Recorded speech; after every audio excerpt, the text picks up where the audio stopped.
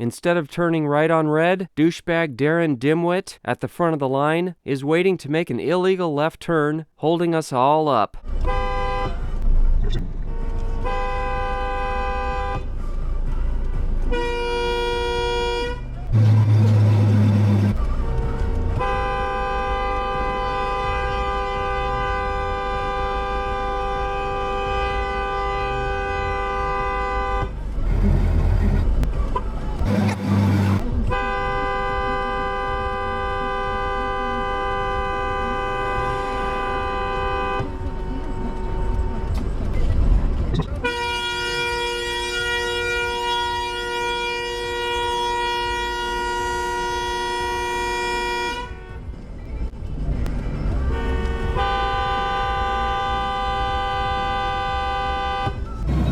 That was more painful than a discounted circumcision.